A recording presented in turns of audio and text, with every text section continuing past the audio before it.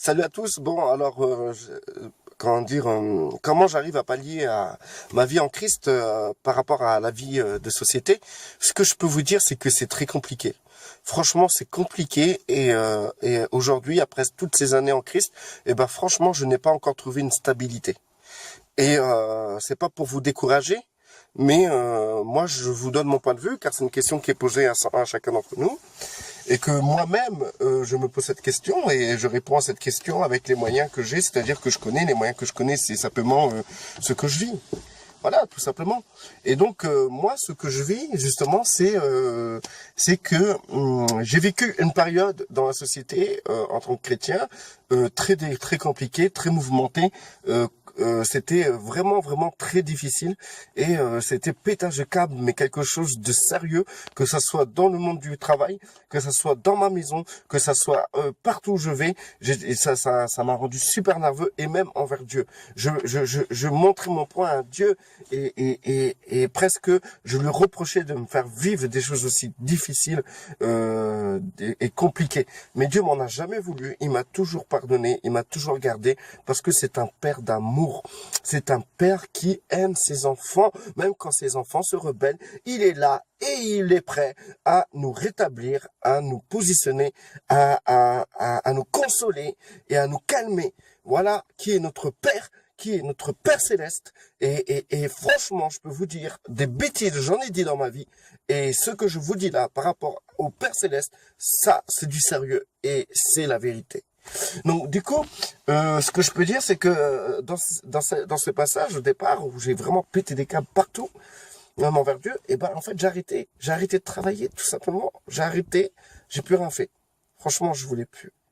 C'était vraiment, ça durait pas mal de temps, une année sabbatique, une année vraiment où j'ai pu me stabiliser. Et étant stabilisé, dans ma vie au dehors des systèmes, au dehors du monde professionnel, etc. Eh ben, j'ai réussi à me stabiliser dans une communion avec le Père, avec mes frères et sœurs, et c'était correct, c'était bien, et franchement magnifique, quoi, en fait. Et je pensais que vraiment, là, j'avais atteint un niveau spirituel assez développé.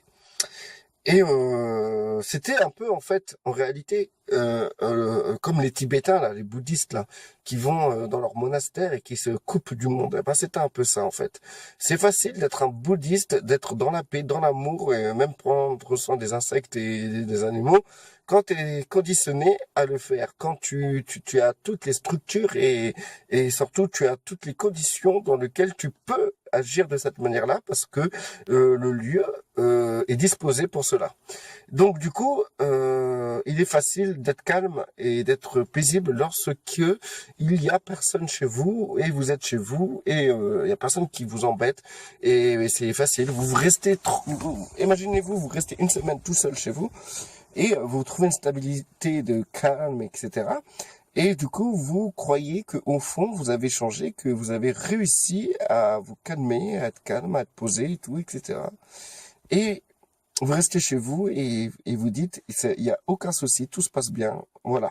Mais il suffit de sortir dehors pour voir si vraiment vous avez une stabilité. Je vous dis, par exemple, dans un métier, par exemple, un métier, je sais pas, je veux dire, dans le bâtiment, par exemple, je sais pas moi, peintre, allez, peintre. Euh, Vous êtes novice, débutant, vous avez jamais peint un mur. Donc, pour la meilleure moyen de peindre un mur, c'est d'aller devant le mur et de peindre. Et, et à force de peindre, vous allez trouver une stabilité dans le métier. Vous comprenez ce cas-là? Donc, du coup, la personne, après des années de peinture, va vous dire, moi, j'ai trouvé une stabilité dans mon métier de peintre, dans le bâtiment, et tout se passe bien. D'accord, ok. Donc, cette personne-là met des mots à son expérience. D'accord? Maintenant, une autre personne qui se dit, ouais, moi, peintre dans le bâtiment, bon, moi, il y a moyen que je sois stable et tout. Il y a moyen que j'arrive à gérer.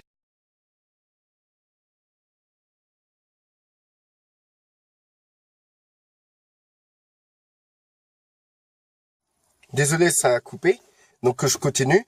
Donc la personne novice va dire oui, il y a moyen. Dans sa tête, il va s'imaginer la situation dans laquelle il va peindre des murs. Il va dire c'est pas sorcier de prendre un pinceau, de tremper ça dans la peinture et de peindre un mur. Il n'y a pas plus compliqué que ça. La personne dans sa tête déjà elle va se mettre dans un niveau assez développé par rapport à son expérience. De ce fait, la personne, quand elle va se retrouver face à un mur avec la peinture et le pinceau, elle va comprendre que ce qu'elle pensait d'elle par rapport à ce métier, par rapport à cela, eh ben, c'était une erreur parce qu'elle se retrouve dans une situation, comment dire, d'instabilité. Elle n'est pas stable. Elle comprend qu'il faut qu'elle apprenne et elle va faire des erreurs pour apprendre. Et le seul moyen qu'elle puisse atteindre le niveau qu'elle pensait être, c'est de faire des erreurs, de se tromper et d'apprendre. Donc, pourquoi cet exemple-là? C'est parce que, en fait, lorsque j'étais dans mon année sabbatique, eh ben, je pensais que j'ai trouvé une stabilité en Christ, une stabilité avec les frères et que je pouvais trouver cette stabilité dans le monde, dans la société. Et lorsque je suis revenu dans la société, lorsque j'ai commencé à vivre professionnellement, avoir le métier, etc., à être en relation de groupe, etc., j'ai remarqué que, en fait, non. J'étais déstabilisé, instable.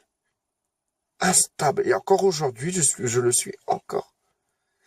Et du coup, j'ai compris que on ne peut pas être bien, on ne peut pas vivre notre vie en société correctement si nous vivons pas des expériences, nous vivons pas des épreuves, nous vivons pas des défaites. Nous ne pouvons pas trouver de stabilité en société, dans le monde actif, professionnel, tout ce que vous voulez, en groupe, dans le monde civilisé, quoi, vivre en groupe, etc. Si nous sommes pas en plein milieu de ça, si des épreuves nous ont pas été données, comme le peintre qui va apprendre à peindre sur un mur en sachant qu'il apprendra en faisant des erreurs. C'est ces erreurs qui vont lui apprendre. Eh ben, dans la société, vous êtes appelés à faire des erreurs pour apprendre à vivre en société. Vous pouvez pas vous dire que vous êtes stable dans la vie de société en sachant que vous vivez une vie reclus. Vous êtes séparé de la société. Ou bien, vous pouvez pas dire que vous êtes stable en société en sachant que lorsque vous donnez pour vous développer dans cette société, et ben lorsque vous vous donnez, et ben vous délaissez votre relation avec Dieu, ou vous diminuez votre relation avec Dieu, ou vous délaissez vos relations avec vos frères, ou vous diminuez votre relation avec vos frères. Si vous vous trouvez stable dans la société, c'est que vous arrivez à vous stabiliser, vous pouvez vivre votre vie chrétienne pleinement dans la société, sans faille, en ayant un équilibre envers vos frères et sœurs et envers votre Dieu.